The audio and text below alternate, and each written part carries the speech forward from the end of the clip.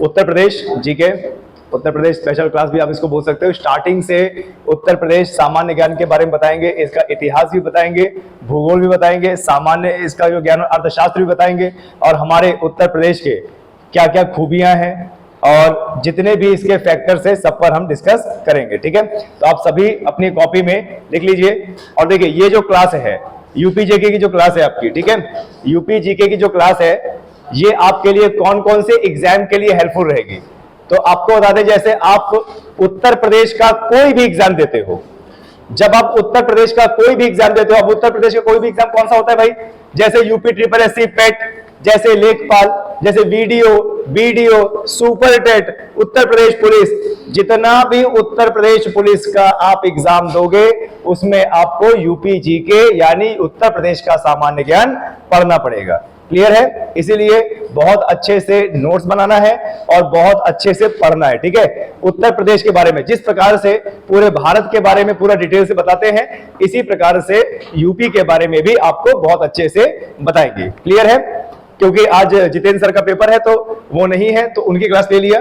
ये जो बाकी क्लास है, ये जो यूपी की क्लास है आपका 2 या 2:30 बजे होगी। क्लियर है? बाकी उस समय 2:15 या 2:30 बजे होगी, लेकिन होगी। क्लियर है?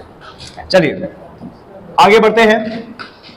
आप सभी लोगों को पता है कि उत्तर प्रदेश पूरे भारत में एक अलग ही जगह रखता है, और ये क्लास आपका Uttar Pradesh police, super TET, UP triple SC PET, लेखपाल, वन, दरोगा, इन सब के लिए बहुत ज्यादा हेल्पफुल है। उत्तर प्रदेश के बारे में पढ़ेंगे। और ये देखिए हमारे उत्तर प्रदेश का मैप है, और इसमें आपको कुछ चित्र भी दिख रहे होंगे। जैसे हमारे उत्तर प्रदेश का जो चिन्ह है, राजकीय जो चिन्ह है वो ये है। हमारे उत्तर प्रदेश का राजकीय जो पशु है बारहसिंघा। तो इन सब के बारे में चर्चा करेंगे हमारे उत्तर प्रदेश के इस स्पेशल क्लास में।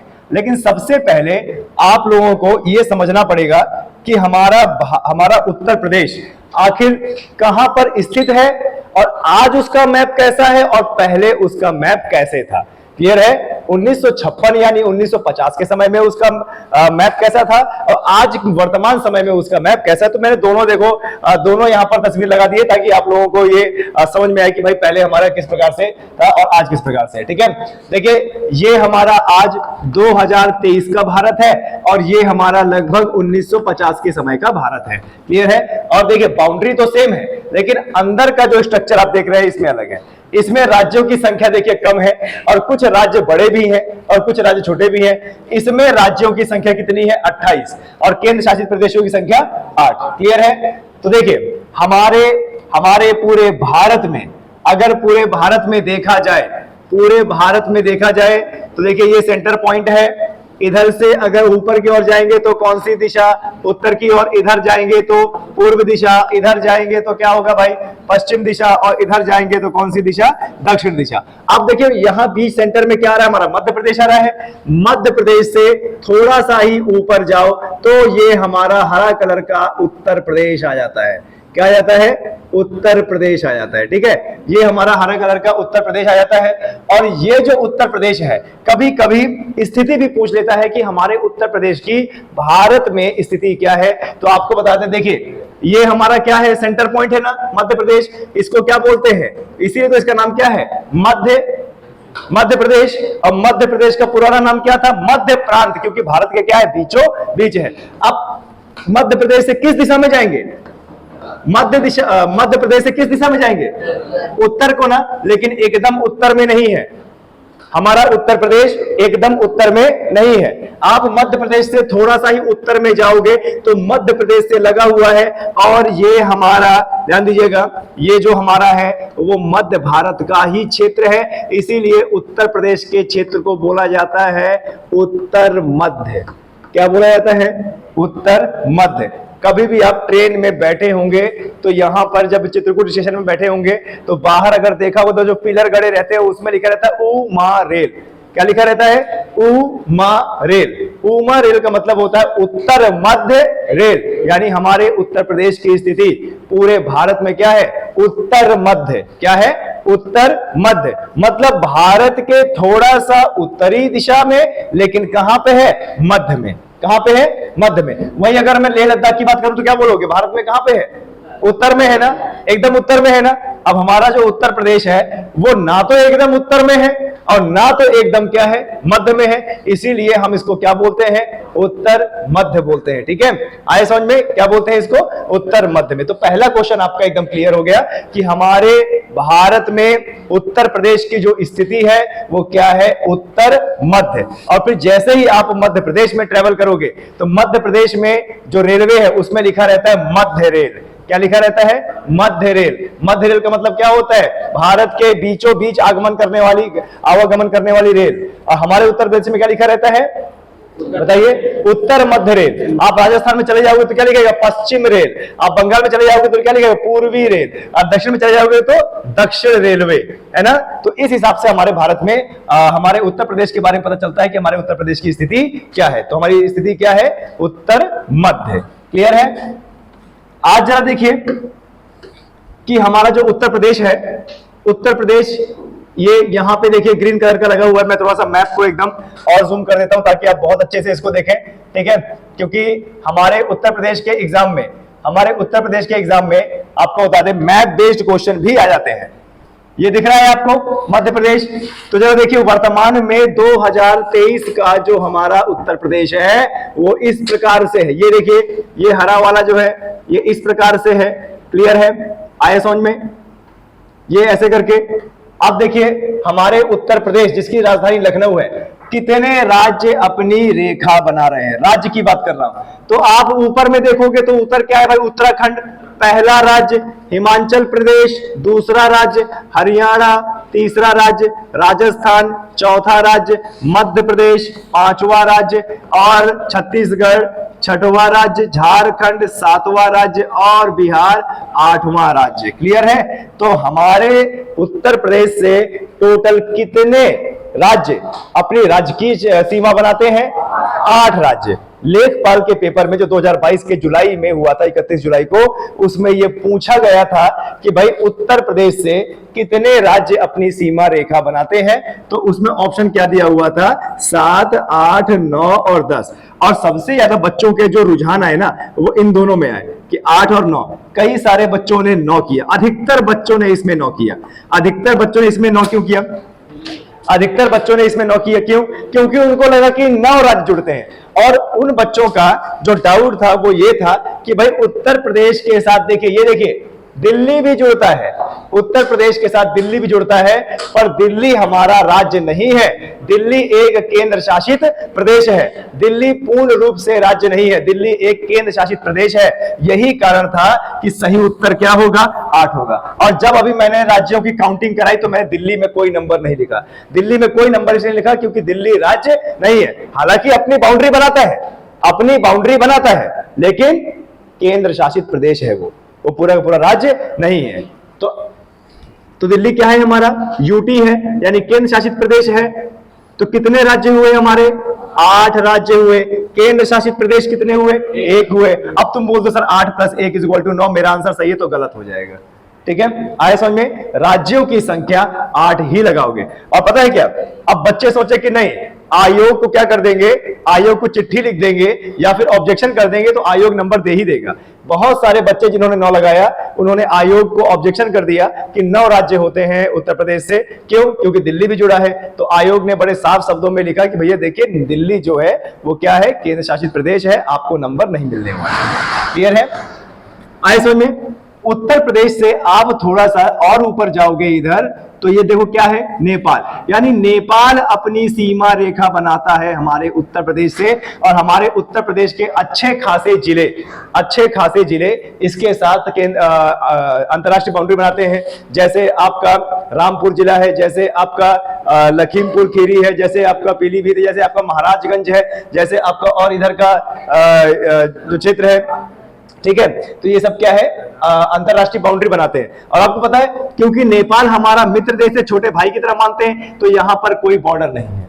कोई बॉर्डर नहीं, तार से खिंचा हुआ कोई बॉर्डर नहीं है, और बिना वीजा के आप नेपाल में जा सकते हो, रह सकते हो और बस सकते हो। वहां के लोग यहाँ, ये जो बीच में होते हैं ना, तो यहाँ पर शादीशुदा संबंध होते हैं भाई इनके। क्या होते हैं? शादीशुदा। क्यों? क्योंकि ये संयुक्त क्षेत्र ऐसा होता है कि जिस बिरादरी के लोग नेपाल में रहते हैं उसी बिरादरी के लोग यहाँ भी रहते हैं, तो आपस में अपना जो है शादीशुदा संबंध और जो भी नात रिश्तेदार होते हैं वो कर लेते हैं। क्लियर है? आए समझ में? अब थोड़ा सा आप मैप को और गौर से देखिए।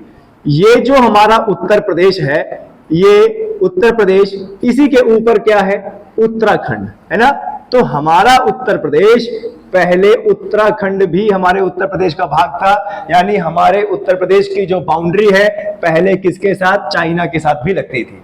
क्लियर है? लेकिन ये जो हिस्सा था ये टोटल पर्वतीय हिस्सा था, टोटल पर्वतीय हिस्सा था। यहाँ के लोगों का जो रंग रूप है वो बाकी उत्तर प्रदेश से बिल्कुल अलग था। क्लियर है? यहाँ की बोली अलग थी, यहाँ की वेशभूषा अलग थी, यहाँ की कल्चर अलग था। तो सरकार ने क्या किया? सन 2000 में 9 नवंबर 2000 को उत्तराखंड को उत्तर प्रदेश से अलग कर दिया और 13 पर्वतीय जिलों को अलग कर दिया। नाम रखा उत्तरांचल और बाद में उसका नाम रखा उत्तराखंड। क्लियर है? तो अभी जो आप मैप देख रहे हो वर्तमान में मैप हमारे उत्तर प्रदेश का क्या है? ये है। क्लियर है? फिर कई बार क्वेश्चन आता है कि भाई मध्य प्रदेश, उत्तर प्रदेश का वह कौन सा जिला है जो 3 तरफ से मध्य प्रदेश से घिरा हुआ? तो देखिए, ये देखिए ललितपुर, ये देखिए, ये क्या है? ये हरा क्या है भाई? ये ललितपुर है। कौन सा पुर है भाई? ललितपुर है। और ये ललितपुर देखिए, ये घिरा हुआ है किससे? मध्य प्रदेश से घिरा हुआ है ना, 3 तरफ से। क्लियर है? आए समझ में? ललितपुर, और यहीं पर काली मृदा पाई जाती है। क्या पाई जाती है? काली मृदा पाई जाती है। क्लियर है? आए समझ में? यूपी जी के पूछता है कि भाई उत्तर प्रदेश के किस जिले में सर्वाधिक काली मृदा पाई जाती है, तो उत्तर क्या होगा इसका? ठीक है। अब एक चीज बता दें, काली मृदा पाने का कारण क्या है? क्योंकि ये कौन से भाग का हिस्सा है? दक्षिण के पठार का हिस्सा है ना भाई। महाराष्ट्र में जो लावा का उद्गार हुआ था और लगातार लावा निकला था, तो उसका लावा चारों दिशा में फैला था, और चारों दिशा में फैला था तो इसकी लावा की पहुंच कहां तक हुई? हमारे ललितपुर तक हुई। नतीजा बेसाल्टिक लावे से चेंज हुआ किसमें? काली मृदा में। आए समझ में? क्लियर है? ओके। अब जरा इसी मैप को देखिए, ये आज 2023 का मैप है, और उसी मैप को देखिए, ये कब का मैप है भाई साहब? ये आपका मैप है 1950 के समय का। ठीक है। अब तुलना कीजिए, देखिए ये इसको तुलना कीजिए और उसको तुलना कीजिए। पहले देखिए भाई साहब, हमारा कितना बड़ा उत्तर प्रदेश हुआ करता था। हिमाचल का भी कुछ क्षेत्र ले रखा था, राजस्थान का भी कुछ क्षेत्र ले रखा था, और इधर बिहार का भी और उधर उत्तराखंड का भी। तो देखिए इस प्रकार का मैप हमारा था कुछ उत्तर प्रदेश का। ये क्या ऐसा ही लग रहा कि दौड़ता हुआ शेर प्रतीत होता था ना, और ऊपर उत्तराखंड एकदम उत्तर प्रदेश का मुकुट प्रतीत होता था। तो देखिए कुछ इस प्रकार से, ध्यान दीजिएगा, इस प्रकार से थी। और ये जो इतना बड़ा दिखा रहे हैं ना, ये सब रियासतें हैं, बड़ी बड़ी रियासतें, उस समय की बड़ी बड़ी रियासतें। आजादी के समय का ये मैप है। ये देखिए, ये जैसे सौराष्ट्र रियासत, हैदराबाद रियासत, ओडिशा रियासत, मध्य प्रदेश रियासत और मध्य भारत रियासत, विंध्य क्षेत्र रियासत, अजमेर रियासत, और यहां पर देखिए पटियाला रियासत, और उसके बाद मैसूर रियासत, मद्रास रियासत, और यहां पे सौराष्ट्र। ये ऐसे रियासतें हुआ करती थी। और फिर इन्हीं का भाषा को देखते हुए, बोली को देखते हुए और वहां पे रहने वाले लोगों को देखते हुए अलग अलग राज्यों का गठन किया गया। और ये जो मैप है आज से लगभग 70-75 साल पहले, आज देख लो ये मैप है। ठीक है। इसी बाउंड्री से इस बाउंड्री को बनाया गया है। क्लियर है? और इसी में अपने यूपी की तुलना कर लीजिए। क्लियर है? आया समझ में? कोई दिक्कत? चलिए अब आगे बढ़ते हैं। अब तुलना कर लिया, आगे बढ़ते हैं। ये है देखिए हमारा उत्तर प्रदेश का मैप। वास्तविक तरीके से देखा जाए तो ये है उत्तर प्रदेश का मैप। एक चीज आपको बताना भूल गए, एक और चीज आपको बता देते हैं। यहाँ पे ये जो हमारा उत्तर प्रदेश का मैप है, हाँ, कई बार रिपीटेडली क्वेश्चन पूछता है, ये कौन सा जिला है? सोनभद्र है। सोनभद्र को जरा ध्यान से देखिए, पूरे उत्तर प्रदेश को कल्पना करते हुए ध्यान से देखिए। उत्तर प्रदेश ये रहा और ये रहा, इसकी बाउंड्री ये है। अगर सिधाई में लाएंगे तो ललितपुर थोड़ा सा ऊपर हो जाता है और सोनभद्र नीचे हो जाता है। तो उत्तर प्रदेश का सबसे दक्षिणी जिला कौन सा? सोनभद्र। और जरा देखो, ये रहा इधर भैया एमपी, ये रहा इधर छत्तीसगढ़, ये रहा इधर झारखंड और ये रहा इधर बिहार। मतलब सोनभद्र वही जिला है जो 3 तरफ से 4 राज्यों से घिरा हुआ है। क्लियर है? मैपिंग बड़े सटीक होनी चाहिए आपकी। 4 राज्यों से घिरा हुआ है, 3 तरफ से। कौन सा जिला? सोनभद्र। और अच्छा जरा ये भी देखो, सोनभद्र की दिशा क्या है? पूर्व की ओर ना।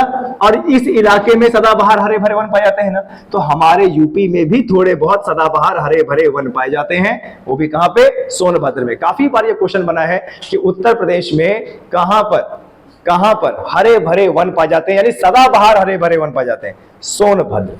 सोनभद्र में इतना टेम्परेचर नहीं जितना हमारे चित्रकूट में है। आपको बता दें, बारिश ज्यादा होती है वहां पे, यही कारण है कि वहां पर वन पाए जाते हैं सदाबहार।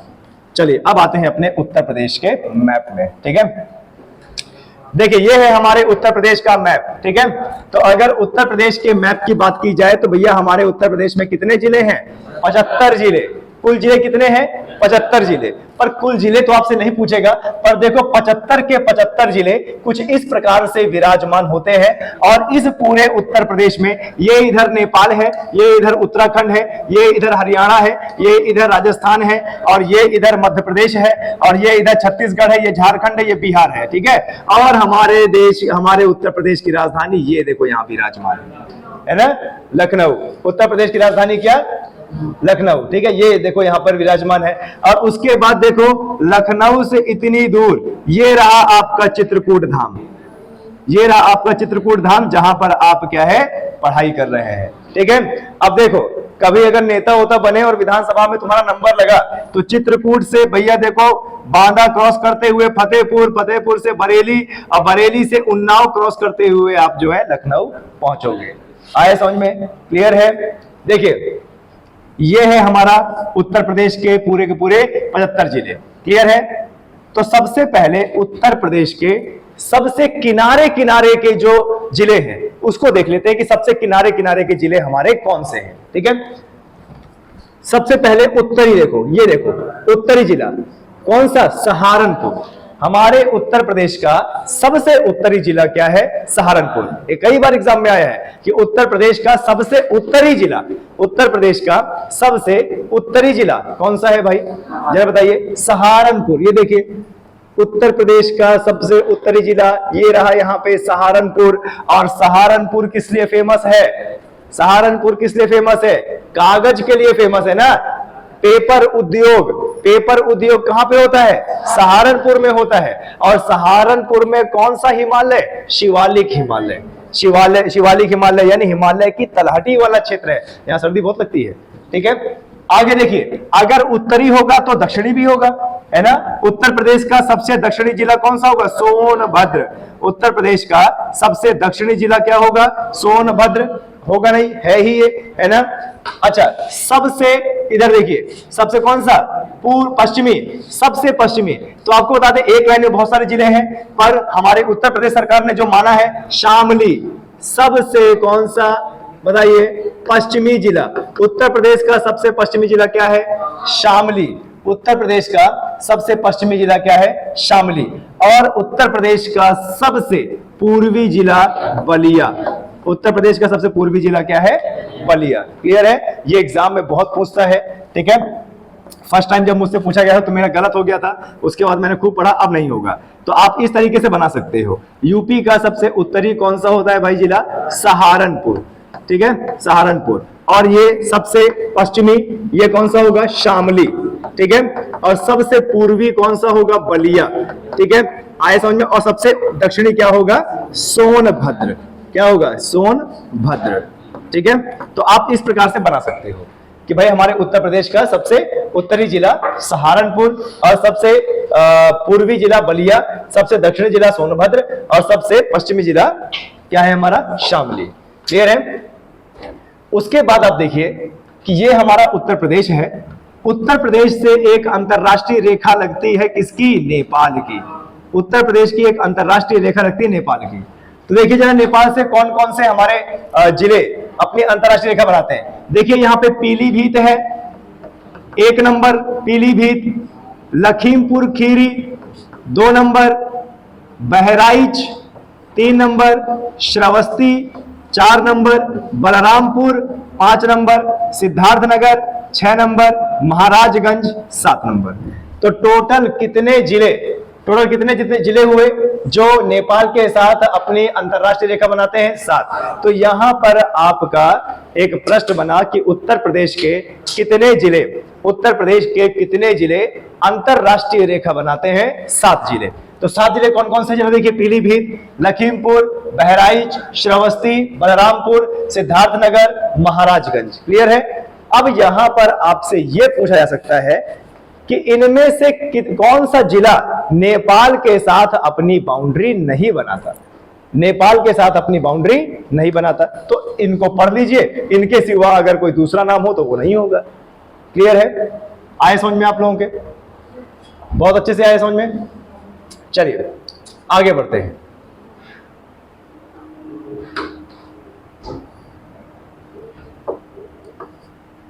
थोड़ा सा इधर भी देख लेते हैं, राजस्थान की तरफ।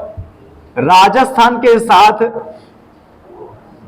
उत्तर प्रदेश का देखिए, मथुरा 1 नंबर और आगरा 2 नंबर। ये 2 ही जिले राजस्थान के साथ रेखा बनाते हैं। कौन सा? एक मथुरा और एक क्या? आगरा। और आपको बता दें, आगरा में जहां ताजमहल है ना, वो जो बाउंड्री है थोड़ी ही दूर पर राजस्थान की बाउंड्री भी आ जाती है। राजस्थान के कई पुराने लोग ये क्लेम करते हैं कि ताजमहल भैया राजस्थान का है। क्यों? क्योंकि एकदम क्या है? बाउंड्री पर है। वो कहते हैं कि भाई हमारा जो राजस्थान है वो आगरा का पार्ट थोड़ा सा लिया हुआ था। ठीक है? तो इसी प्रकार से वो क्लेम करते हैं कि ये जो क्या बोलते हैं ताजमहल है वो किसका है? राजस्थान का। जबकि ऐसा नहीं है, वो पहले से ही हमारे उत्तर प्रदेश के आगरा जिले में ही था। तो राजस्थान से कितने जिले हमारे टच हो रहे हैं? 2 जिले, 1 और 2। फिर आइए मध्य प्रदेश में।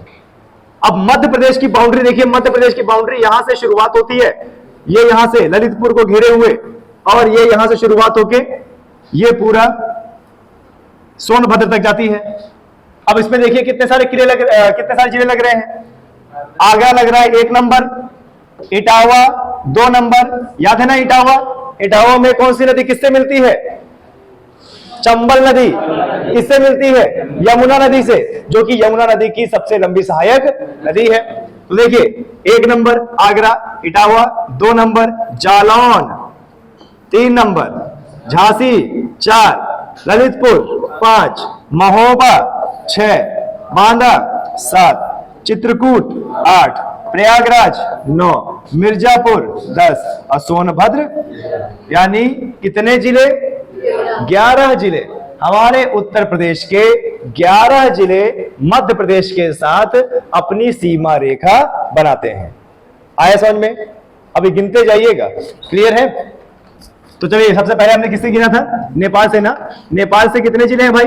7। और उसके बाद फिर राजस्थान से कितने हैं? राजस्थान से 2 है। एमपी से कितने हैं भाई? 11। गिन लिए ना? देखिए यहां से लेके यहां तक बाउंड्री गिन लिया ना। मध्य प्रदेश के इतने जिले होते हैं। अब आते हैं हमारा छत्तीसगढ़ से। देखो छत्तीसगढ़ से, ये इधर छत्तीसगढ़ है, और छत्तीसगढ़ से हमारा एक ही जिला टच होता है। कौन सा? सोनभद्र। ठीक है? और नेम मिटा दिया मैंने। नेपाल से कितने हैं? 7। राजस्थान से कितने हैं भाई? 2 जिले हैं। एमपी से कितने हैं? 11 जिले। छत्तीसगढ़ से कितने हैं? छत्तीसगढ़ से एक ही है। कौन सा? सोनभद्र। छत्तीसगढ़ के बाद ऊपर थोड़ा सा जाओ, झारखंड, और झारखंड से भी कौन जुड़ता है? सोनभद्र। यानी झारखंड से उत्तर प्रदेश के कितने जिले जुड़ते हैं बताइए? एक ही जिला। कौन सा? सोनभद्र। उसके बाद आइए बिहार। ये देखो बिहार है ना। आया समझ में? यहां से शुरुआत करते हैं। सोनभद्र 1 नंबर, चंदौली 2 नंबर, गाजीपुर 3, बलिया 4, देवरिया 5 और कुशीनगर 6 और महाराजगंज 7। यानी यहां बिहार से हमारे कितने हुए? 7। क्लियर है? आए समझ में? और इस टोटल जिलों में बोली जाती है भोजपुरी भाषा। कौन सी? भोजपुरी भाषा। याद है ना, बिहार में बहुत ज्यादा फेमस है भोजपुरी। क्लियर है? तो देखिए बिहार से कौन कौन से जिले? चंदौली और सोनभद्र हो गया। चंदौली 2, गाजीपुर 3, बलिया 4, देवरिया 5, कुशीनगर 6 और महाराजगंज 7। तो टोटल कितने जिले हुए? 7 जिला। उसके बाद आप यहां देखिए उत्तराखंड राज्य भी तो है, यूके, यूके राज्य है। जरा देखिए पीलीभीत 1 नंबर, बरेली 2, रामपुर 3, मुरादाबाद 4, बिजनौर 5 और मुजफ्फरनगर 6 और सहारनपुर 7। यानी यूके उत्तराखंड से हमारे कितने जिले लगते हैं? 7 जिले। आए समझ में?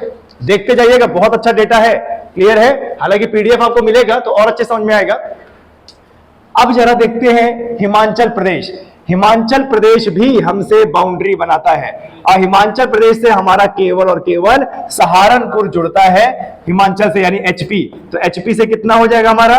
1 जिला। क्लियर है? एचपी हिमाचल प्रदेश से कितना हो जाएगा? 1 जिला। फिर हिमाचल प्रदेश से आइए इधर हरियाणा में, याद है ना हरियाणा? हरियाणा भी तो बाउंड्री बनाता है। हरियाणा और उत्तर प्रदेश के बीचों बीच बहने वाली नदी कौन सी है? यमुना नदी, बिल्कुल सही।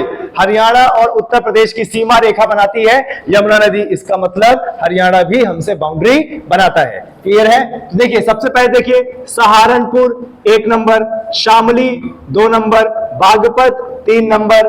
फिर उसके बाद देखिए हमारा जिला यहां पे आता है ग्रेटर नोएडा 4 नंबर और अलीगढ़ 5 नंबर और मथुरा 6 नंबर। यानी हरियाणा से एचआर, हरियाणा क्या बोलेंगे? एचआर। एचआर से कितने हैं भाई? 6 जिले।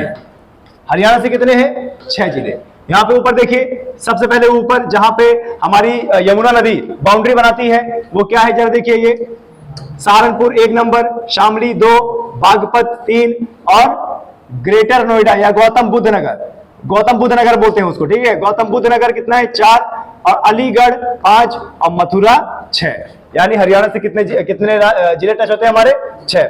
अब ये बताइए, आपका यहां पे डेटा ये रहा कि भाई नेपाल से 7 है, राजस्थान से 2, एमपी से 11, छत्तीसगढ़ से 1, झारखंड से 1, बिहार से 7, यूके से 7 और हिमाचल प्रदेश से 1 और हरियाणा से 1।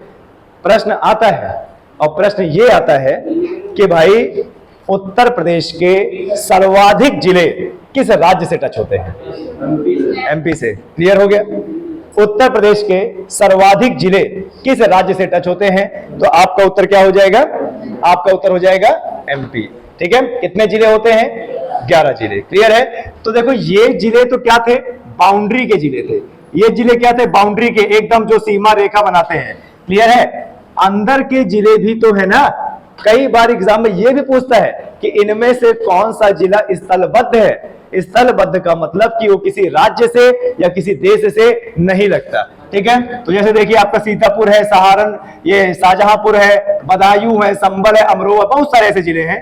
क्लियर है? तो ये एग्जाम में रेयर केस में आता है, पर आपको पता होना चाहिए। ठीक है, अब देखिए उत्तर प्रदेश है, क्षेत्रफल में भी ज्यादा है, आबादी में भी ज्यादा है, भ्रष्टाचार में भी ज्यादा है, बेरोजगारी में भी ज्यादा है, तो इतना कहां याद रखोगे, है ना। पर फिर भी याद कर लेना, पढ़ लेना, कोई दिक्कत की बात नहीं है। क्षेत्रफल की दृष्टि से देखा जाए तो भारत में उत्तर प्रदेश का कौन सा स्थान है? चौथा। क्षेत्रफल की दृष्टि से देखा जाए तो उत्तर प्रदेश का चौथा स्थान है। पहला स्थान किसका है? राजस्थान। राजस्थान से थोड़ा सा और नीचे उतरिए, मध्य प्रदेश का दूसरा स्थान, उससे और नीचे उतरिए, महाराष्ट्र का तीसरा स्थान, फिर आता है क्या? उत्तर प्रदेश। लेकिन कोई हमें जनसंख्या में हरा के दिखा दे, कोई हमें जनसंख्या में हरा के दिखा दे, है किसी की मजाल? हम तो राज्य को छोड़ो, देशों को ये कंपटीशन देते हैं कि तुम्हारी हिम्मत है, हमें हरा के दिखा दो। क्लियर है? चलिए,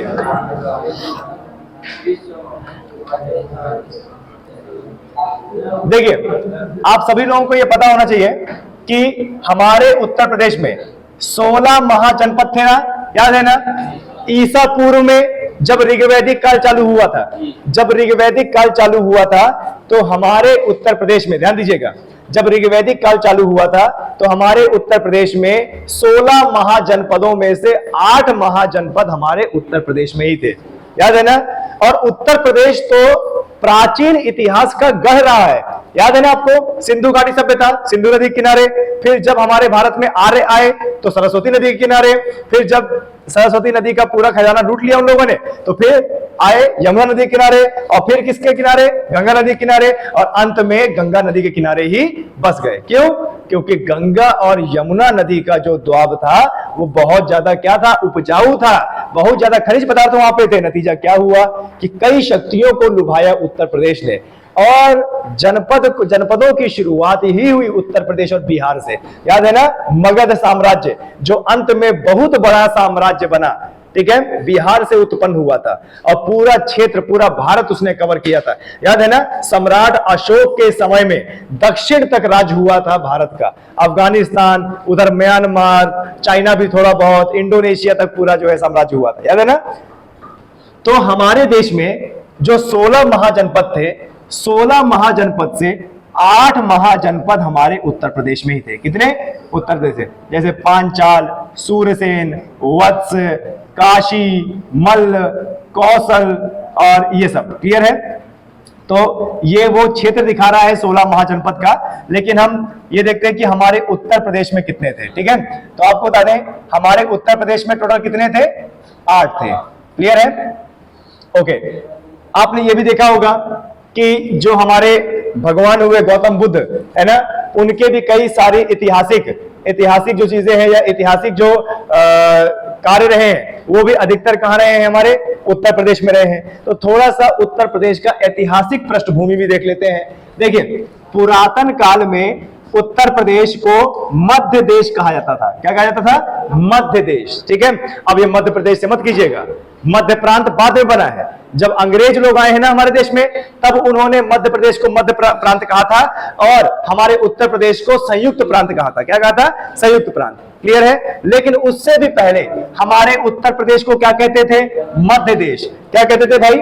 मध्य देश कहते थे। ठीक है। उत्तर प्रदेश में पूरा पाषाण कालीन सभ्यता के साक्ष्य मिले हैं। बेलन घाटी और जैसे इलाहाबाद के पास ही कोल्डीहुआ, पता है ना, कोल्डीहुआ, जहां पर सर्वप्रथम किसके साक्ष्य? चावल के साक्ष्य। कब? पूरा पाषाण के समय के भाई, कि वहां से चावल के साक्ष्य मिले। यानी कहीं ना कहीं हमारे उत्तर प्रदेश का पूरा पाषाण से भी पहले का इतिहास है जो हमें पढ़ना है। क्लियर है। देखिए, उत्तर प्रदेश के पूरा पाषाण कालीन सभ्यता के साक्ष्य इलाहाबाद के कहां से? बेलन घाटी से, और सोनभद्र के सिंगरौली से, और चंदौली के चकिया से पूरा स्थल के जो साक्ष्य वो प्राप्त हुए हैं। क्लियर है। आए समझ में, जिससे पता चलता है कि यहां पर लोग पूरा पाषाण काल के समय से जीवन व्यतीत कर रहे हैं। क्लियर है। आगे देखिए, 16 महाजनपद में से 8 महाजनपद हमारे मध्य देश यानी उत्तर प्रदेश में ही थे। 16 महाजनपद में से 8 महाजनपद हमारे उत्तर प्रदेश में थे। कौन कौन से? जरा देखिए, कुरु, पांचाल, काशी, कौशल, शूरसेन, चेदी, वत्स और मल्ल। ये एग्जाम में आता है। एग्जाम में आता है कि इनमें से कौन सा महाजनपद उत्तर प्रदेश में नहीं था। तो आपको बता दें, उस समय आप लोगों का जो उत्तर हो जाता है वो इनको छोड़कर बाकी जो आएगा, जैसे अवंती है ना, अवंती जैसे जम्मू कश्मीर का एक था। ठीक है। जैसे वज्जी बिहार में था। जैसे मगध भी कहां था? बिहार में था, है ना। 16 महाजनपदों में से कितने महाजनपद? 8। कुरु, पांचाल, काशी, कौशल, सूरसेन, चेदी, वत्स और मल्ल। कुरु कुरुक्षेत्र को बोलते थे, कौशल अवध को, काशी किसको? बनारस ना, काशी तो बहुत पहले से फेमस है बनारस के नाम से, है ना। आगे देखिए, कौशल महाजनपद किस क्षेत्र का था? अवध क्षेत्र। कौशल महाजनपद अवध क्षेत्र का था। कुरु महाजनपद मेरठ और दिल्ली का था। पांचाल महाजनपद बरेली, बदायूं और फर्रुखाबाद क्षेत्र का था। काशी सब जानते हो, बनारस, वाराणसी के नाम से। वत्स महाजनपद इलाहाबाद के पास था। सूरसेन महाजनपद मथुरा के सीमावर्ती क्षेत्र का था। और मल्ल महाजनपद जो उधर अंतिम यूपी पूर्वी देवरिया गोरखपुर क्षेत्र का था। ठीक है। और जिसकी राजधानी क्या थी? कुशीनगर। ठीक है। आए समझ में। जो चेदी वंश है, ये महाजनपद की राजधानी कहाँ की? शक्तिमती। इसकी राजधानी क्या थी? शक्तिमती। कहाँ के आसपास? बांदा के आसपास। ये वाला इलाका, हमारा वाला इलाका। क्लियर है। दूसरी और तीसरी शताब्दी में, ध्यान दीजिएगा, दूसरी और तीसरी शताब्दी में कौशाम्बी मगहों की राजधानी थी। ठीक है। और इस काल में कौशाम्बी ने राजनीतिक एवं आर्थिक रूप से महत्वपूर्ण स्थान प्राप्त किया और इसे आद्य नगरीय स्थल भी कहा जाता है। क्या कहा जाता है? आद्य नगरीय स्थल भी कहा जाता है। तो आपको यूपी के बारे में इतना भी पता होना चाहिए, प्राचीन इतिहास भी पता होना चाहिए। क्लियर है। चलिए आगे बढ़ते हैं। और थोड़ा देखते हैं कि क्या क्या इंपॉर्टेंट है भाई इतिहास को लेकर हमारे यूपी में क्या क्या इंपॉर्टेंट है। कुशीनगर, याद है ना कुशीनगर? कुशीनगर हमें क्यों पढ़ना है? क्योंकि गौतम बुद्ध को महापरिनिर्वाण कहां मिला था? कुशीनगर में। उनके प्राण कहां निकले थे? कुशीनगर में। और जब उसके प्राण निकले थे तो उस क्रिया को क्या बोला गया है? महापरिनिर्वाण। क्लियर है? आए समझ में? तो कुशीनगर 483 ईसा पूर्व में गौतम बुद्ध का महापरिनिर्वाण की प्राप्ति हुई और गौतम बुद्ध का अधिकांश संन्यास जीवन का उत्तर प्रदेश में ही बीता है।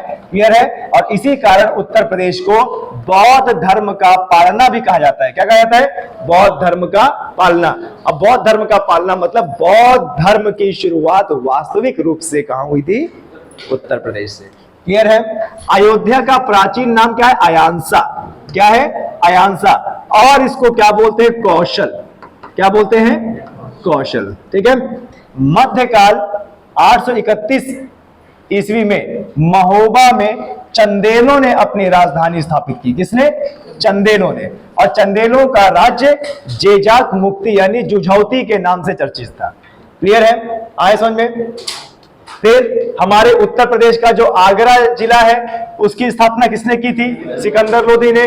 कई बार रिपीटेडली पूछा जाता है, कई बार ये रिपीटेडली बार बार पूछा जाता है कि भाई साहब किसने शुरुआत की थी या किसने बसाया था? तो आगरा शहर बसाया था सिकंदर लोधी, लोधी वंश के शासक ने।